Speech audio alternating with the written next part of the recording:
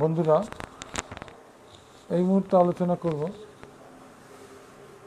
এটা কি করোনার সেকেন্ড ওয়েভ, দ্বিতীয় ওয়েভ। কোভিড-19 কিন্তু এই মুহূর্তে বেশ কিছু জায়গায় বেড়ে গেছে, প্রকোপ বেড়ে গেছে। হালকা বেড়েছে যদিও। কালকে 13ই সেপ্টেম্বর ভারতবর্ষে ওয়ার্ল্ডোমিটারের হিসাব অনুযায়ী 48 লক্ষের মতো ছিল। সেন্ট্রাল হেলথ মিনিস্ট্রির রিপোর্টিং। ডেথ হয়েছিল 78,586, এই 48 লক্ষের মধ্যে। লাস্ট 24 আওয়ার্সে হয়েছিল 94,372, মানে 1 লক্ষ পার ডে। বেড়েছে তো নিশ্চয়ই, 1 লাখ পার ডে। এটা বাড়তে বাড়তে হয়তো পিকের দিকে আমরা যাচ্ছি। পিক মানে টিপ অফ দ্য আইসবার্গের দিকে আমরা যাচ্ছি, মানে টিপ একদম হিমালয়ের চূড়ান্ত সীমার দিকে। তারপরে হয়তো কার্ভটা প্লেটু হবে, তারপরে হয়তো প্লেটু মানে ফ্ল্যাট, তারপরে হয়তো ডিক্লাইন করবে। এটাই মনে হচ্ছে সেকেন্ড ওয়েভ একটা এলো। ব্রিটেনে বেড়েছে, অস্ট্রিয়ায় বেড়েছে, স্পেনে বেড়েছে, ইউরোপ মহাদেশেই বেড়ে গেছে। আমেরিকাতে তো যেমন চলছে, তার সঙ্গে আবার কোভিডের সঙ্গে আমেরিকায় দাবানল এর অত্যাচারে মানুষ অতিষ্ঠ। দাবানল, ন্যাচারাল ক্যালামিটিস, কিছু বলার নেই। তা সারা ভারতবর্ষে কিন্তু এই মুহূর্তে যে অবস্থা, 1 লক্ষের বেশি করে পার ডে হচ্ছে। কারণ আবারও বলছি, সমস্ত ডেথই কিন্তু বা পজিটিভিটি কিন্তু রিপোর্টিং হচ্ছে না। প্রাইভেট সেক্টরে অনেক আছে, সরকারের থেকে হয়তো প্রাইভেট সেক্টরে বেশি টেস্ট হচ্ছে, সেই রিপোর্ট হয়তো ল্যাগিং হচ্ছে, ডিলে হচ্ছে আসতে। এই সমস্ত নানা জিনিস হতে পারে। ভারতবর্ষ একটা বিচিত্র দেশ, অনেক বড় দেশ। সব কন্ট্রোল সব সময়, সব কিছু হয় না এখানে। সারা পৃথিবীতে তো বেড়েছেই। ব্রিটেন, ইউরোপে বিশেষ করে ফ্রান্সে বেড়ে গেছে। 1,000 পার ডে ছিল, সেটা 10,000 পার ডে হয়েছে। অস্ট্রিয়ায় বেড়েছে, ব্রিটেন ইউকেতে বেড়েছে, তা আমেরিকায় বেড়েছে। তা এখন যে পরিস্থিতি, সেটা তুলনামূলকভাবে পশ্চিমবাংলার পিকচারটা একটু ভালো। ওয়েস্টবেঙ্গলে 2 লক্ষ এখন অবধি ধরুন 10-15 হাজার হয়েছে, 2,10-15 হাজার এই মুহূর্ত অবধি। লাস্ট 24 আওয়ার্সে হয়েছে 3,225টা অ্যাটাক হয়েছে, 58 জনের কোমরবিডিটি সহ মৃত্যু হয়েছে। তা টোটাল ডেথ হয়েছে 4,000 আর 7,000-এর মতো। 7,000 যদি হয় 2 লাখে, তাহলে 3.5% ডেথ রেট কোমরবিডিটি ধরে। আর কোমরবিডিটি ধরতে হবে এই কারণে, কোমরবিডিটিতে তো একটা পার্সেন্টেজ এমনিই মারা যেত। ওই ডায়াবেটিস আনকন্ট্রোলড, ওই হাইপারটেনশন আনকন্ট্রোলড, ওই সিভিএ, ওই অ্যাকুট মায়োকার্ডিয়াল ইনফাকশান, ওই সেপ্টিসিমিয়া, ওই অ্যাক্সিডেন্টাল কেস, সমস্ত নানা ইনফ্লেমেটরি ডিজিজ, ইনফেক্টিভ ডিজিজে মারা যেত। সেই একটা পার্সেন্টেজ ছেড়ে দিলে ওই 2% বা 2%-এর নিচে আছে পশ্চিমবাংলায়। 3%-এর মতো ডেথ আছে ভারতবর্ষে, এবং 3.5% ডেথ আছে। মনে হচ্ছে এটা দ্বিতীয় একটা ওয়েভ আসছে। এরপর আসতে পারে, নাও পারে, তারপরে হয়তো এটা প্লেটুর দিকে যাবে। একটা হোপফুল থিঙ্কিং। এই রোগটা আপনারা সকলেই জানেন যে 3rd উইক অফ ডিসেম্বরে চীনের উহান প্রদেশের, হুবাই প্রদেশের উহান টাউন, যার পপুলেশন 11 লক্ষ, যারা পৃথিবীকে পথ দেখিয়েছে লকডাউনের, এই 11 মিলিয়ন পিপিল বাস করে উহান কর্পোরেশন টাউনে। তারা টানা 76 দিন লকডাউন করেছিলেন, স্ট্রিক্ট লকডাউন। তাই সেই উহান প্রদেশের, এই হুবাই প্রদেশের উহান শহরের হুনাই মার্কেটের যে প্রথম মারা গেছিল ওয়েশি বলে এক ভদ্রমহিলা, 67 বছরের, সেই 9th জানুয়ারিতে খুব সম্ভবত মারা গেছিল। আর 9 জানুয়ারিতে আমাদের WHO প্রধান ডক্টর টেড্রোস অ্যাডামান গিব্রিয়েসাস, একজন নাম করা বায়োলজিস্ট এবং নন মেডিকেল রিসার্চার, তিনি প্রথম এটাকে চীনের সমস্ত মিলে 1,18,000 কেস এবং 110টা দেশ এফেক্ট করেছিল। সেই দিনই serious public health problem with international concern বলে ঘোষণা করেছিলেন। অবশেষে 11ই মার্চ ওই ডক্টর টেড্রোসই প্যান্ডেমিক হিসেবে এই কোভিড-19কে ঘোষণা করেছিলেন এবং তখন বলেছিলেন যে এর আদার্স পিকও আসতে পারে, ওয়েভ আসতে পারে। সেটা মনে হচ্ছে এই দ্বিতীয় ওয়েভ, সেকেন্ড ওয়েভ আর কি, ফার্স্ট ওয়েভে শুরু হয়েছিল, দ্বিতীয় ওয়েভ হয়তো এলো, কারণ ইউরোপ মহাদেশে বিশেষ করে ছড়াচ্ছে। আরও আমরা অনেক দেশ আছে যেখানকার খবর হয়তো নিয়মিত ঠিকভাবে পাই না, তারা প্রোভাইড করে না ডব্লিউএইচওকে, হতে পারে। সকলেই এখন সুনাম নিয়ে ব্যস্ত, সমস্ত অ্যাকচুয়াল রিপোর্টিংটা হয়তো দিচ্ছে না, একটু আন্ডার রিপোর্টিং করছে, হতে পারে এটা। কিন্তু আজকে আপনারা বিভিন্ন পত্রপত্রিকা দেখলে দেখতে পাবেন যে ইয়ং জেনারেশনে বেশি অ্যাটাক্ট হচ্ছে, 20 থেকে 30, এবং সেই জন্য মৃত্যুর হারও কম। আমাদের এই মুহূর্তে হাতে কোনো ভ্যাকসিন নেই, আপনারা জানেন। 9টি ভ্যাকসিন ফেজ 3 ট্রায়ালে প্রবেশ করতে চলেছে বা চলছে। ফেজ 3 ট্রায়ালস মানে হচ্ছে সেফটি এবং এফিকেসি, বিশাল মানে এজ গ্রুপ অনুযায়ী তার অ্যানালিসিস। দেখুন, একটা ভ্যাকসিন তৈরি করতে গেলে 3-4 রকমের ট্রায়াল হয়। একটা প্রথমে হচ্ছে অ্যানিম্যাল ট্রায়াল। অ্যানিম্যালের ট্রায়ালের মধ্যে র্যাট, মাইস, শিম্পাঞ্জি বা মাংকি এদেরকে দেওয়া হয় প্রথম। যখন দেখা যায় অ্যানিমাল বেঁচে আছে, সেফটি আছে, তখন হিউম্যান ট্রায়ালে আসে কম সংখ্যক লোকের উপর, লেস দেন 100, 30-40টা লোকের উপর আসা হয়। Phase 1 trial. ফেজ 1 ট্রায়ালে যখন আপনি দিলেন, তার সেফটি দেখে নিলেন, লোকগুলো মরল কি মরল না, দেখলেন মরল না, তার মানে সেফটিটা মোটামুটি ঠিক আছে। এইবার আপনি আসল ট্রায়ালে আসছেন। ভ্যাকসিনটা ফেজ 2 1000-এর মতো লোককে দেওয়া হয়, 100 থেকে 1000। সেফটি দেখবেন, নিরাপত্তা, লোকগুলো মারা যাচ্ছে কিনা। তারপর দেখবেন ভ্যাকসিনের এফিকেসি, কাজ করছে কি করছে না, ভ্যাকসিনটা টি সেলের রেসপন্স কি, অ্যান্টিবডি রেসপন্স কি। টি সেল অবশ্য অক্সফোর্ডই মেনশন করছিল, অ্যান্টিবডি লেভেলটা দেখবেন, সায়েন্টিস্টরা তাই দেখেন।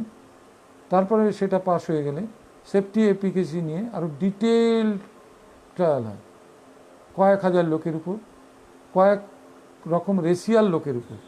ধরুন অক্সফোর্ডের ট্রায়াল বাংলাদেশে হচ্ছে, ইন্ডিয়ায় হচ্ছে, ফ্রান্সে হচ্ছে, ইউএসএতে হচ্ছে, আবার লন্ডনে হচ্ছে। তাহলে দেখা হয় বিভিন্ন রেশিয়াল ভ্যারাইটি, যে যে রেসের তার কি এফেক্ট, তার কি এফিকেসি, তার কি সেফটি। তারপর দেখা হয় ফেজ 3 ট্রায়াল, যেটার জন্য সবাই বলছে ভাইটাল। ফেজ 3-তে আর দেখা হয় এজ গ্রুপ, 1 থেকে 5 বছরে কি এফেক্ট, 5 থেকে 20 বছর 25 বছরে কি এফেক্ট, 40 থেকে 60 বছরে কি এফেক্ট, ডায়াবেটিস আছে, প্রেশার আছে, কোমরবিডিটিস আছে, তাদের উপর কি এফেক্ট, 60-এর উপর এর একটা এজ গ্রুপের মেলের কি এফেক্ট, ফিমেলের কি এফেক্ট, প্রেগন্যান্সি মাদারের উপর কি এফেক্ট, ল্যাকটেটিং মাদার যারা বাচ্চাকে দুধ খাওয়াচ্ছেন তাদের উপর কি এফেক্ট। এইভাবে এটাকে ডিটেলস করা হয়। এই জন্য দেখবেন সবাই বলছে গেল রব তুলছে। রব তোলার কিছু নেই, এটা কেউ একদিনে তো হবে না।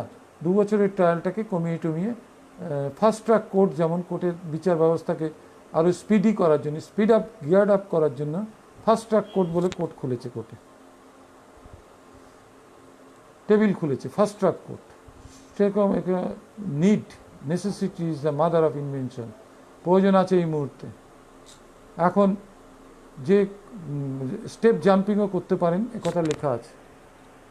রাশিয়া, চোখের সামনে হাজার হাজার লোক মারা যাচ্ছে, সেই জন্যই হয়তো পুতিন স্টেপ জাম্পিং করেছেন, এবং তার কিন্তু সেফটি ঠিক আছে এখন অবধি, কারণ আমরা যে তার কিন্তু মৃত্যুর খবর পাওয়া যাচ্ছে না।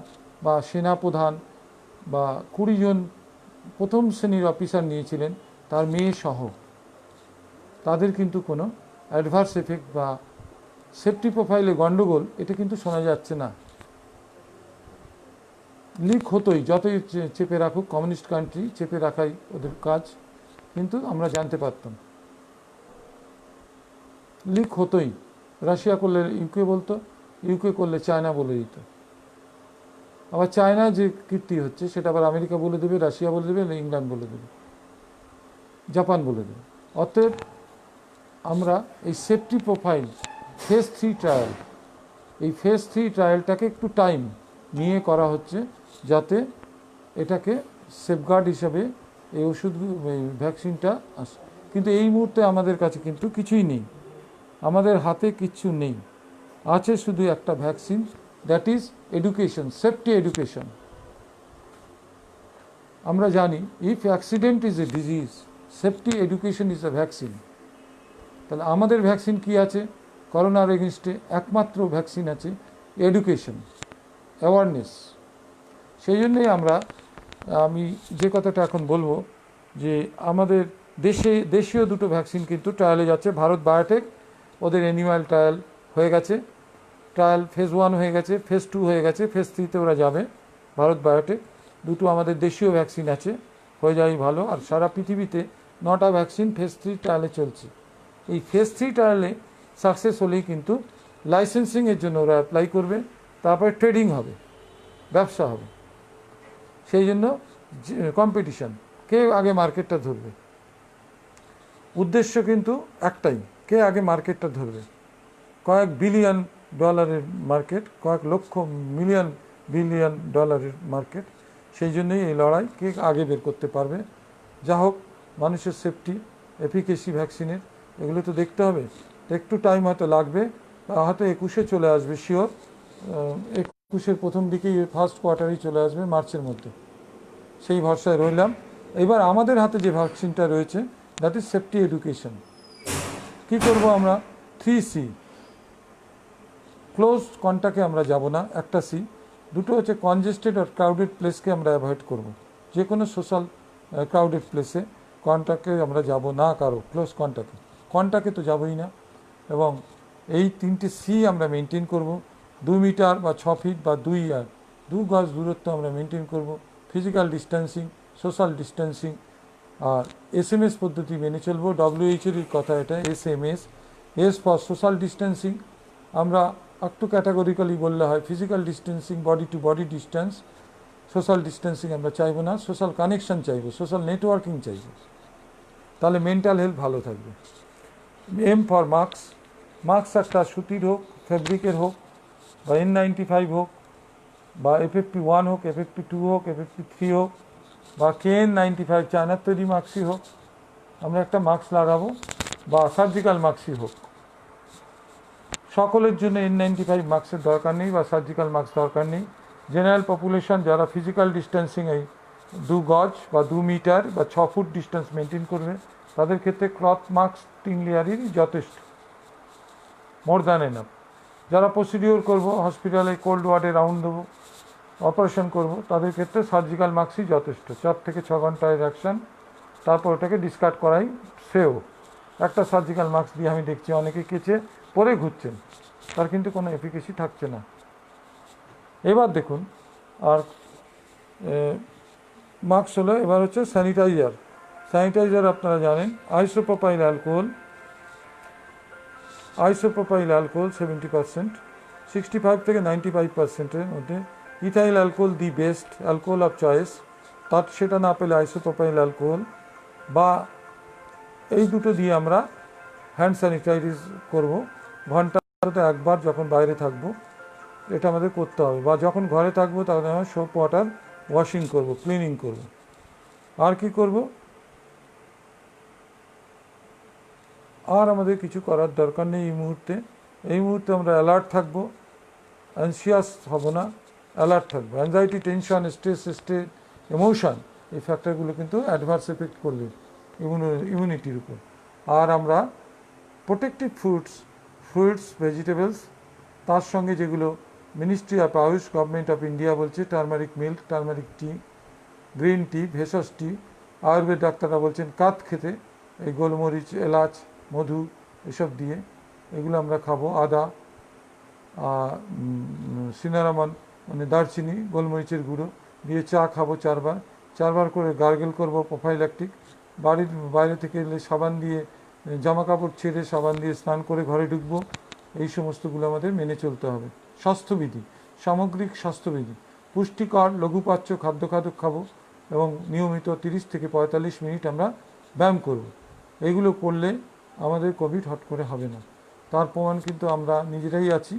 আমাদের কোমরবিড কন্ডিশন থাকা সত্ত্বেও 500-র মতো প্রায় কোভিড ঘাটাঘাটি করেও আমাদের কিন্তু হয়নি, যেহেতু আমরা ডিস্টেন্স মেনটেন করেছি, সোপ ওয়াশ করেছি, আমরা চোখ মুখ হাত বাইরে থেকে এসে সাবান দিয়েছি এবং সফট সোপের জলও নাকের মধ্যেও আপনি দিতে পারেন বাইরে থেকে এসে, অল্প মানে সফট, যাতে ময়শ্চারাইজার বেশি আছে এমন সাবান দিয়ে চোখ মুখ ধুতে পারেন, গার্গেল করতে পারেন। গলা গার্গেল তো বাড়িতে এসে করবেন রাত্রিবেলা, এতে অবশ্যই জামা কাপড় একটা অন্য ঘরে যাদের সুবিধা আছে তারা ছেড়ে আসবেন। এই জামা কাপড় পরে পরবর্তী 24 ঘন্টা থাকলে অটো স্টেরিলাইজেশন কিন্তু হয়ে যায়, ওই জন্য চিন্তা নেই। আর যারা N95 মাস্ক পরে ঘুরে বেড়াচ্ছেন, ভাবছেন যে এই মাস্ক 3 দিনের বেশি, কিন্তু 2 দিনের বেশি অ্যাকশন থাকে না, তাদের বলবো যদি ওটা পরতেই হয় 6-7টা কিনুন, প্রতিদিন একটা করে পরুন, আবার ঘুরিয়ে 7 দিন পর থেকে পরুন, টাঙিয়ে রাখুন রোদ্রে বা ঘরে ঝুলিয়ে রাখুন প্লাস্টিকে মুড়ে, দেখবেন automatic self cleansing, self sterilization হয়ে যাবে। অতএব এটা নিয়ে চিন্তা নেই। ক্লথ মাস্ক কেচে নিন, মাস্ক কিন্তু পরতে হবে। সর্দি কাশি হলে ঘর থেকে বেরোবেন না, নিজেকে আলাদা করে ফেলুন। আর স্যানিটাইজারের কথা তো বললামই। তাহলে আমাদের 3টে সি মেনে চলতে হবে। কন্ট্যাক্ট, ক্লোজড স্পেসে আমরা থাকবো না। ঘরে যেই দেখছেন 4 জন লোক ঢুকছে, সে ঘর থেকে বেরিয়ে যাবেন। সেন্ট্রাল এসিতে যাব না, ফিজিক্যাল কন্ট্যাক্টে যাব না। আর কি করব না, আমরা কনজেস্টেড প্লেস বা ক্রাউডেড প্লেসে যাব না। সে যাই হোক, ধর্মীয় সভা হোক, ইসলামিয়া জলসা হোক, বা হিন্দুদের কীর্তন হোক, বা কোনো বিয়ে বাড়ি হোক, শ্রাদ্ধ বাড়ি হোক, কোনো অকেশনেই যাব না। গেলেও সোশ্যাল মানে ক্রাউডকে অ্যাভয়েড করে যাব, সোশ্যাল ডিউটিস করব, চলে আসবো। এগুলো মেনে চলতে হবে আমাদের। মাস্ক হলো, স্যানিটাইজার তো বললামই। এই করলে আমরা ভ্যাকসিন যতদিন না আসে ততদিনটা তো কাটাতে হবে। এটা সেকেন্ড ওয়েভ এলো, বা থার্ড ওয়েভ আসতে পারে, পিকে উঠবে, প্লেটু হবে বা ফ্ল্যাট হবে, তারপর ডিক্লাইন করবে। ততদিন আমাদের যদি বেঁচে থাকতে হয়, তবে একটা সুখের কথা আবারও বলছি, টাফ টাইম নেভার লাস্ট। কঠিন সময় কিন্তু চিরস্থায়ী হয় না। No pandemic ever last. Pandemic চলে যাবে, পৃথিবীতে অনেক প্যান্ডেমিক এসছে। আমি তো সেদিন দেখছিলাম মোর দ্যান 10 নন আমাদের জানা, কিন্তু একটাতেও কিন্তু মনুষ্য সমাজকে বিলুপ্তি করে যায়নি। তাহলে একটা মানে ন্যাচারাল জিনিস, তাহলে কিন্তু ওই ভাইরাস আর বাঁচতে পারবে না। আমাদের যদি মেরে দিয়ে যায় এই কোভিড-19 সবাইকে, ও বাঁচবে কী করে? ওর অস্তিত্বই বিলোপ হবে। অতএব একটা পার্সেন্টেজ অফ পিপল যারা সিক আছেন, যারা ফিজিক্যালি মেন্টালি দুর্বল আছেন, তাদেরকে হয়তো অ্যাটাক করবে, তারা হয়তো একটু ভুগবেন। তার মধ্যে কোমরবিড কন্ডিশনের জন্য uncontrolled diabetes, uncontrolled hypertension, uncontrolled mental disease, uncontrolled kidney disease, patient on dialysis যারা আছেন, তারা হয়তো কিছু পার্সেন্টেজ এমনিতেই মারা যেতেন, তারা হয়তো যাবেন। কিন্তু বাকিদের কথা বলছি, এখন কোভিড একটু চেঞ্জ হচ্ছে, আর বারবার মিউটেশন হতে হতে দেখুন ভ্যাকসিন তো আবিষ্কার হবে, নিশ্চয়ই ভালো কথা। আরেকটা ভাইরাস আপনারা কি কোনদিন শুনেছেন? হেপাটাইটিস বি এর ভ্যাকসিন আছে, আপনারা শুনেছেন, ক্যাম্প হয়, সরকার দেয়। হেপাটাইটিস সি এর কোনো ভ্যাকসিন আছে? নেই। ওটা আরএনএ ভাইরাস, এই কোভিডের মতো। আর আরএনএ ভাইরাসের একমাত্র রেবিস, কুকুর কামড়ানোর ভ্যাকসিনই সচল, কিছুটা প্রোটেকশন দেয়। বাকি কিন্তু আরএনএ ইনফ্লুয়েঞ্জা ভাইরাস, দেখবেন ভ্যাকসিন আছে, আমরা কি নিই? আমাদের বছরে 2-3 বার কিন্তু এমনিতেই নাকে জল আসে, জ্বর আসে, মাইলজিয়া হয়, বডি এক হয়, এ কিন্তু এমনি হয়, এমনি সেরে যায়। 0.1 to 0.2 মর্টালিটি, মৃত্যুর হার। 1000 লোকের যদি ইনফ্লুয়েঞ্জা হয়, 1 থেকে 2 জন কিন্তু অটোমেটিক মারা যাবেন। কিন্তু তারও কিন্তু ভ্যাকসিন আছে, কিন্তু আমরা ব্যবহার করি না। কেন? ব্যবহার করে কোনো লাভ হয় না, প্রোটেকশন সেটাভাবে দেয় না, ফেলিওর হয়। ঠিক হেপাটাইটিস সি এরও 600-র উপর টাইপ আছে। কোনটার ভ্যাকসিন বানাবে বৈজ্ঞানিকরা? 600 টাইপের ভ্যাকসিন কি হবে একটা রোগে? Is it possible? কোভিডও কিন্তু একটা আরএনএ ভাইরাস, খেয়াল রাখবেন। মিউটেশন হচ্ছে, 600-র উপর মিউটেশন যেমন হেপাটাইটিস সি এর হয়েছে। হেপাটাইটিস সি কিন্তু হেপাটাইটিস বি এর চেয়েও প্রাণঘাতক। সেই জন্য ওটা নিয়ে আমরা বেশি কথা বলি না। ওটা হচ্ছে ড্রাগ দিয়ে প্রিভেন্টেবল, ড্রাগ দিয়ে ট্রিটেবল, কিন্তু কোনো ভ্যাকসিন নেই হেপাটাইটিস সি। ইনফ্লুয়েঞ্জা কোনো কাজ হয় না ভ্যাকসিনে, হলেও সাময়িক অল্প কিছু হয়। সেরকম কোভিড-19 ভ্যাকসিন করছি আমরা। বেস্ট ভ্যাকসিন হচ্ছে সেফটি এডুকেশন, যেটা বললাম 3টে সি। ক্লোজড স্পেসে যাব না, কন্টাক্টে যাব না, ক্রাউডেড আর কনজেস্টেড প্লেসে যাব না। 3C, 1 2 3। আর SMS, আমরা দেখবেন SMS করি মোবাইল ফোনে। SMS মিনস এস ফর হচ্ছে social distancing. Actually it would be physical distancing, 6 feet 2 yards or 2 meter। 6 foot দূরত্ব, 2 গজ দূরত্ব বা 2 মিটার দূরত্ব আমাদের বজায় রাখা উচিত। M for mask, S for sanitisation of the hand, clean hand. এটাই আমাদের ভ্যাকসিন এই মুহূর্তে, এবং এটা নিয়েই আমাদের বেঁচে থাকতে হবে। দেখবেন কিছু ডাক্তার আছে, বৈজ্ঞানিক আছে, তারা ল্যাপটপ নিয়ে ঘুরে থাকবে, পেশেন্টের চিকিৎসা করে না। ল্যাপটপে যা খুশি একটা বসিয়ে পাঠিয়ে দিল এখানে ওখানে সেখানে, হয়তো সেগুলো কিছু পেপার পাবলিশড হয়ে গেল। আছে, আমরা জানি, আমাদের বন্ধুরাই আছে। পেশেন্ট দেখে না, তারা একটা ফরম্যাট বসিয়ে কারো থেকে কিছু শুনে টুনে পাঠিয়ে দিল। তো সেরকম ভ্যাকসিন কিন্তু RNA ভাইরাসের ভ্যাকসিন খুব বেশি কাজ হয় না। হলে কিন্তু হেপাটাইটিস সি এর ভ্যাকসিন হতো, সেটা কিন্তু আরও প্রাণঘাতী।